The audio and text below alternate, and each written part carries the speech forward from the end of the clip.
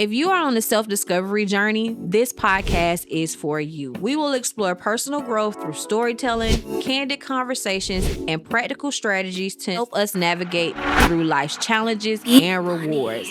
This is your Access Has Been Grntd podcast, the off season. Number one favorite TV show is Criminal Minds. I love psychological thrillers.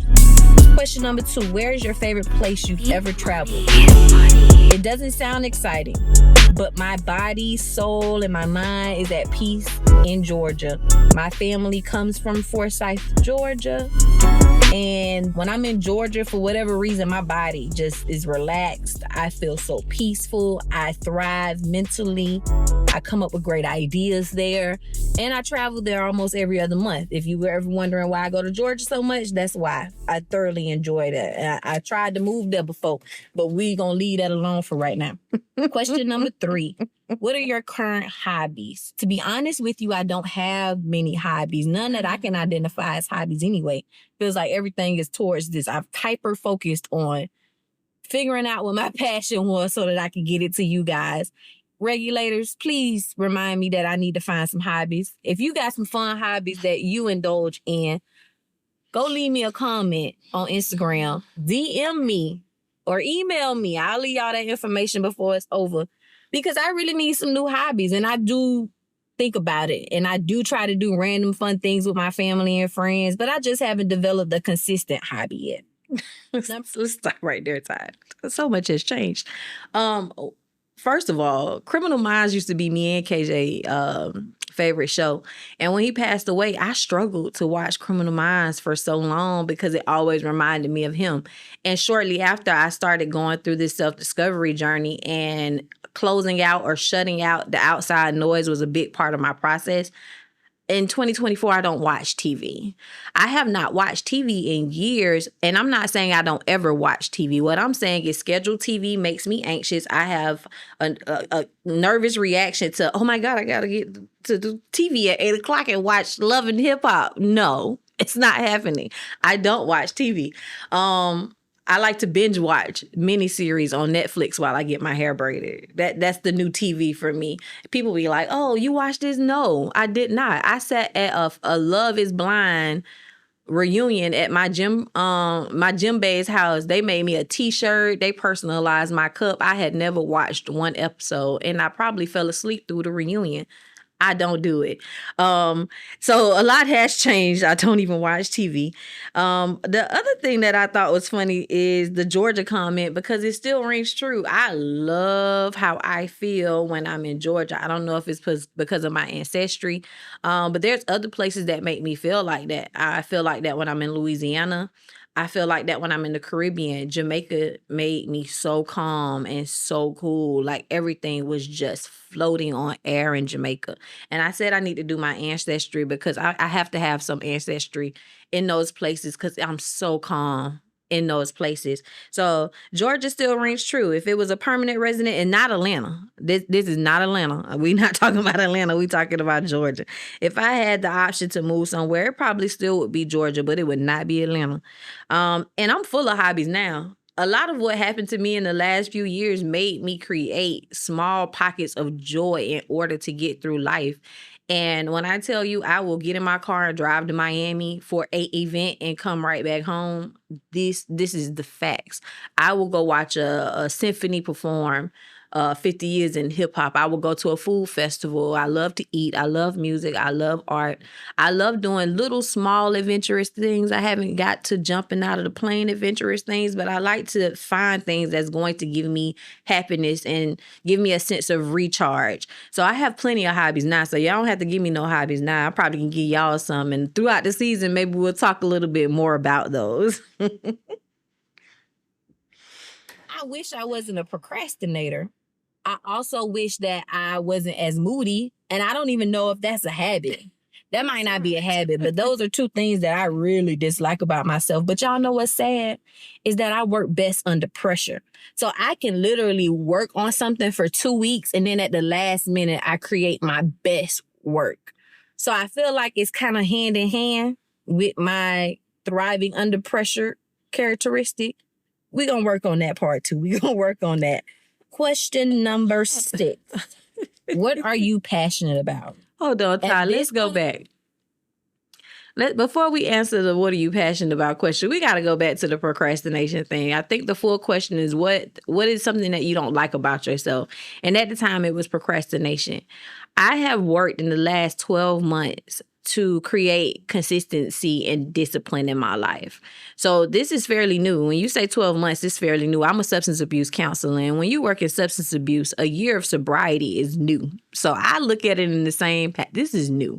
But since January, me and my friend Nakia, who's going to be on the next episode, we did 75 hard in the beginning of the year. And when I tell you doing 75 hard helped me create consistency and discipline in a different way, I mean, it took me to a higher level. And now I can say that I am not as much of a procrastinator as I used to be. Me sitting at this table is evidence that I'm not as much of a procrastinator as I used to be because, again, this is the off season for me. I'm usually escaping the world in a hole, not talking to people. And I'm in front of a camera with a mic talking to you guys. That's insane. But it's also a testament to me not being a procrastinator because one of the big themes of my life right now is shortening the time between the thought and execution and making an impact. Like I have to execute. So me being here during the off season and sharing my self-reflection process with you and my hibernation process with you is a testament to me not being a procrastinator no more. And I just wanted to celebrate myself real quick. Yep, that's about it. Yep, we could continue. I'm passionate about leaving a legacy. For me, that means being my best self so that I can serve others. For me, that also means living in my truth and being able to produce good fruit. And I feel like all of that entails me traveling the world, being able to identify with what I need to be fulfilled and be able to execute that. Execution is going to be the end all be all. Don't just think about it. Do it. Be about it. Hold on, Ty. All right. Question. Did I just say execution was the thing in 2021? In 2021, I was talking about execution. Was I executing everything? No, I wasn't. But at that time, I was doing more than I had ever done as far as execution was considered because I was on a mic talking to y'all about my life. And at that point, it was. But let me tell you, there's levels to this execution thing. There's levels. And also, I had to take a few steps back because I remember the last question when they asked me things you don't like about yourself, and I said mood. First of all, mood is not a habit or a habit that you don't know or the thing. It's not a habit at all. And in reflection, my moodiness has improved so much because I actually tracked my mood and I was able to talk to my doctor about my mood and come to find out I had PMDD, which is an actual disorder.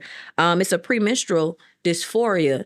And me being able to track my mood and what was happening with me and be intentional and be aware about what was going on with me was what allowed the doctor to diagnose me and help me figure out how to change my behaviors, how to change what I ate, how to build a schedule around what I already knew to be true and accept that my mood was going to fluctuate throughout the month. That awareness was priceless because I have been able to manage my life so much better and continue to fight that procrastination. So to bridge the gap from procrastination and what I don't like to what I'm passionate about, now in my life, I'm passionate about being aware.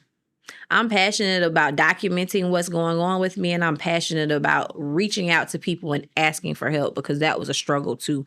I didn't like that I never asked for help. At the time, I was fine with it. Now I'm reflecting and I'm saying, why weren't you asking for help? Now in my life, I'm asking for help every time I get a chance because I have been able to witness what happens when you ask for help. We can continue. 7. Is there a book that has changed your life? The book that changed my life was The 4 Agreements by Don Miguel Ruiz. I believe I said his name correctly. The 4 Agreements broke down personal freedom so well to me at that time that I had no choice other than to just change or to start the process of change and healing. because I was taking everything personal, which is the first agreement. No, the first agreement is being impeccable with your words. And I actually was not. I suffered from very, very, very ridiculous negative self-talk. The second agreement was don't take anything personal. I had personalized things for the last decade that had held me back from doing what I needed to be doing. The third one is don't make assumptions. I assumed a lot of things. I had expectations of people that were unrealistic. And when they didn't meet my expectations, I felt like I was betrayed, hurt, let down. I was abandoned, all kind of things just because I assumed they should know. And the last agreement is always do your best. And I had realized that I was hard on myself because I wasn't able to do my best because I wasn't healthy mentally or emotionally enough to do what I'm doing today. I hadn't put in any work into becoming better. I wasn't doing my best all the time. And when I should have been laying down and resting, I wasn't resting either. And finding that balance was game changer. So yes, the 4 Agreements was a book that changed my life. Let's pause right there, Ty. I revisited the 4 Agreements on Monday. I listened to the audio book because I knew that I spoke about the 4 Agreements in this episode, and I was able to get even more revelations from the 4 Agreements.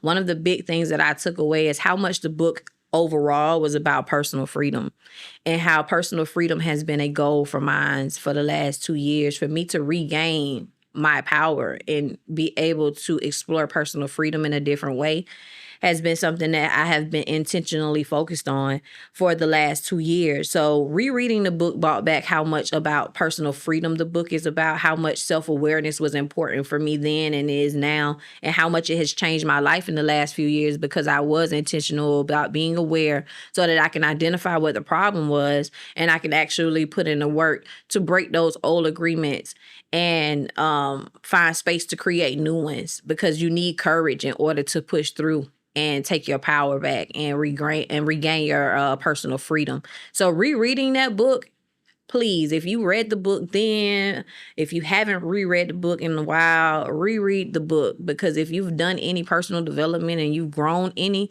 I guarantee you're going to find new nuances. You're going to find new highlights and new topics that you probably didn't pay attention to then that is going to speak to you differently now. What would it be? My one superpower would be being invisible. I would love to be invisible because I don't like being bothered a lot of times. Fun fact, I'm about 60% introvert. Yeah, I know I present as an extrovert. I know if you've known me all my life, you would never be able to know that. But throughout my self-discovery journey, I learned why I was so exhausted all the time. And now I have balance because I know I'm an introvert for real. Wow. All right. What makes you laugh the hardest? I'm goofy, y'all, so I can laugh hard at me falling in front of the club like I've done twice in my life. Dee gonna laugh at this when she hear that. Or I can laugh really hard crying at my niece falling in the grass, or you just saying the wrong word at the wrong time. Like, it don't take much for me to laugh. So that category is real big. I'm still that level of goofy. I'm laughing now at me laughing, and that's ridiculous. When I first came to the studio here, and I've been speaking to my producer, Ty, I keep telling him I'm so goofy. I'm going to be laughing about dumb shit all the time because everything's funny. I don't know. I am one of those people that could be in full-on tears, full-on meltdown, and I'm going to laugh about something. I'm always laughing, and I wouldn't change that for the world. Have you lived? I've only lived in 2 places, both in Florida. I'm a Florida girl till I die. I lived in Tallahassee when I was attending Florida A&M University, and I have only lived in West Palm Beach outside of that. Question number 17. What was the best concert you've ever been to? The best concert I've ever been to date is the TDE concert that me and my friends went to a few years ago. It was like super lit. Super, super lit. And I don't think SZA was there. That was the only disappointment of that, is that SZA got sick right before the concert, and that's who I really was going for. But I was introduced to J-Rock on a different level. Kendrick Lamar's show was amazing. So that was one of my best concerts. But just to let y'all know, when homegirl Jazzy Jazz with Jasmine Sullivan and Ari Get Back on This Road, Ari Lennox, those are my next 2 concerts that I must attend. I've seen Jasmine twice since then. I love Jasmine Sullivan. You hear me? A lot of people say we look alike, and every now and then I see it. But I've seen her twice since then, and she gives me goosebumps. You understand? Musical love. I love her from my musical heart. With a nonprofit organization to go along with that, Access Granted Cares. I'm manifesting it on this mic. I manifested in my journal because my heart is in the community. I worked for a community resource center when I first came back from Tallahassee, and it instilled that love for my community back in me, and I've never lost that. I left the community to go work for private companies since, but I never lost my love for the community, and I know what the community needs, especially due to stigma and how we think as Black people. Outside of me being an entrepreneur, I feel like I am a permanent auntie. I don't think I'm going to be a mother. I hope y'all not judging me because of that. But I think I'm going to always be that rich auntie. I see myself being a rich auntie, and I'm okay with that. I hope y'all okay with that because it ain't going to change unless the Lord say so. Now, if the Lord drop a baby on me, I'm going to be the best mother I could be. But oh my God, those are still facts. I don't have any kids. I don't plan on having kids. And I love my nieces and my godchildren to my core. I love helping their parents raise them. I love being that random person that shows up with candy when they're not supposed to eat it. I love taking them places their mom doesn't take them so they could be like, well, Gotti took me. I love doing things with my nieces that their parents say they can't do because that's the core memories that they'll always have. And I also love protecting them. I also love directing them. I also love giving them a safe space to talk to me about things that they experience. And I love being an auntie. I'm still stand by that. 10 toes down. Auntie Brittany is my name. gonna keep going the way it is. I'm gonna be the richest auntie, the flies auntie, and me and all my nieces and nephews, my godchildren, gonna be going all around the world chilling. Yes, we are. Question number 19. What is your favorite food? My favorite food is chicken wings. Anybody who knows me knows that I can eat chicken wings 100 different ways, 4 or 5 times a week, and not get tired of chicken wings. I love spicy food too. So let me just clarify, because chicken wings is my favorite, but I am Asian, Black, and Mexican. You can tell how passionate I am about food when I listen to this. And all things Mexican food. I love soul food and all things that my grandma raised me on. And I love Asian food, Japanese, Korean, Thai. I love Asian food. I watch a lot of YouTube so that I can learn what's in the food so that I don't go in there and order some shit I don't want to eat. But I love those 3 different types of food. And what is your most treasured personal item? Wait. Most treasured personal item. We got to talk about the food before we go to the personal item, because the personal item question and answer is going to be where we stop for the reaction for this episode. First of all, do y'all hear how passionate I am talking about that food? That is crazy how greedy I am. You talk about hobbies. One of my hobbies is going to new restaurants. I have so many saved on Instagram. If your rating is 4.5 or higher, I'm willing to try it. Or if I get a good recommendation from a friend, especially if that's their culture and ethnicity and their national food, I'm going where the food at. So I am still that greedy. But you know what? Habit or hobby, you could call it a habit or hobby that I've adapted since then is CrossFit. I'm in there 4 to 5 times a week, because if I don't go, I'm not gonna be happy with life, because I'm not gonna stop eating, and food not gonna stop coming to me, and I'm not gonna stop going to food. Let's go to the next question, which is our last question for this reaction. Learn what's in the food so that I don't go in there and order some shit I don't want to eat. But I love those 3 different types of food. And what is your most treasured personal item? My current most treasured personal item is my KJ bracelet. The day that he passed away, I took this bracelet off of his arm, this one and another one. I gave one to my granny, and I kept one of them. And me and my niece Tamia, my baby, we have a ritual now. So the first year from 2019 to his anniversary on 2020, I kept the bracelet. And from 2020 to this year's anniversary, she'll keep it and she'll give it back, and we'll alternate it every year. And that is my most prized personal possession. I don't think I valued anything before.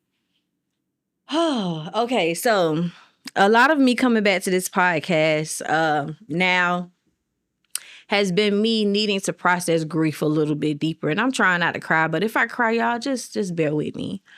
As you heard, one of my most prized possessions at the time was the bracelet that I received I took off of KJ's arm when he passed away. And I wore the bracelet every day because it felt like I had a connection to him. But my niece Tamia struggled so much with his passing that we came up with a system, and I had it that year. And when the new year started, which was 2021, she took it. And we said, 2022, when the 2022 comes, she'll give it back. But unfortunately, in December of 2019, Tamia was killed in a freak accident. I want to call it a freak accident, but it wasn't. It was an argument that ensued outside of the vehicle she was in. She was with her parents sitting in the back seat of a car, scrolling through her phone, waiting to leave. And an argument started. From the stories that I've heard, I've sat through 2 trials since then. From what I've learned from being in trial, the girls were arguing about things that was frivolous. They weren't even important. Someone called their boyfriend, the girl who was starting or inciting the fight, she called her boyfriend. He came down there and started to shoot with the aim to hit 2 other people. But instead, it hit Tamia in the car. So that year of 2019, when she passed away, she had that bracelet on, and we decided to. It wasn't 2019. I'm sorry. It was 2021, December 2021. I don't know if I said that date right earlier either, but it was December 2021, December 10th, 2021. And now she has that most prized possession with her. And I have never told that story out loud. I kind of evade to it when I speak about it on social media. I never quite literally say what happened to her. But I said once I got back here that I was going to go ahead and say it because we have gone through a lot since 2021. But as much as we have gone through, I have to find gratitude in the fact that it wasn't long after she had passed away that they had found the person who did it. It was weeks later. He had been in jail for that moment, from that moment on. His girlfriend who called him down there to do the shooting was arrested shortly after, and she had been in jail for that long too. We had his trial in 2023, and he's gone to jail for 40 years. And we had her trial in 2024, and right now she's sentenced to life in multiple other sentences. There were six charges on each of them for the multiple people involved in the multiple crimes that was committed. So there is a sense of gratitude that justice was served, but that just doesn't bring her back. It doesn't bring her back. It doesn't bring him back. And they were the 2 closest people to me. So experiencing that, baby, it did some work to me. But again, the one lesson that I learned with KJ was I don't know how much time I have left. And I carried that on when I lost Tamia. And I keep saying I lost her because I'm speaking about my personal experience, but her mother lost her. Tamia was my goddaughter, my niece. Her mother lost her. Her sister lost her. We all lost her. And she was only 16 years old. So losing her at 16, losing him at 26, all of that affected me in a different kind of way. And now I'm motivated by death. I'm not fearful of death. I'm motivated by death. And I have chosen to live my life and thrive in this space. I have chosen to be happy. I have made a choice that while I'm here, I'm going to do what I'm supposed to do and not suffer. I have chosen. I'm not suffering through this life. And a lot of what this podcast is to encourage you to do the same, to live through this life and not just suffer, not just be who they told you should be, but to put some effort into being someone new, to creating the life that you want to live and to being free. So we're going to wrap that up now since I'm over here crying and stuff. We're going to wrap that up now. And as I stated earlier, this is the off season. We're going to be in full self-reflection. We are going to be talking about what we've lost, what we've gained, we're going to be talking about what we want and how we're going to get there. A lot of what this experience is going to be is you being able to see the raw and uncut version of my self-reflection process. And I'm sharing that because I hope it encourages you to do the same, because I don't know if we understand how much power is in self-reflection, how much celebration is in self-reflection, because we do a lot of things that we don't recall per se. And right now I'm kind of grateful that I have this audio to reflect on and actually be able to have these moments, because they're necessary when you're making room for new opportunities. So, like I said, this is the end of our first episode of the off season, us reviewing the first episode of your Access Has Been Grntd podcast. Trust the process. I believe it was released like March 24th of 2021. If you want to listen to the full episode, you can go to anywhere podcasts are playing. You got Apple Podcasts, Google Play. It's even on iHeart. It's on Spotify. These episodes will eventually be on YouTube. So there'll be multiple places for you to be able to listen to these episodes. When you get to your preferred platform, please subscribe to the podcast so that you can get notifications whenever we release a new episode. And I'll see you guys on the next episode. Hey regulators, thank you for watching. I hope you enjoyed today's episode. Don't forget to like, comment, and subscribe. And oh no, don't forget to hit that notification bell. If you don't hit the notification bell, how will you know that we upload? Any information that you need is in the description box. My information is in the description box. My guest information is in the description box. And I can't wait to see you the next time. Bye.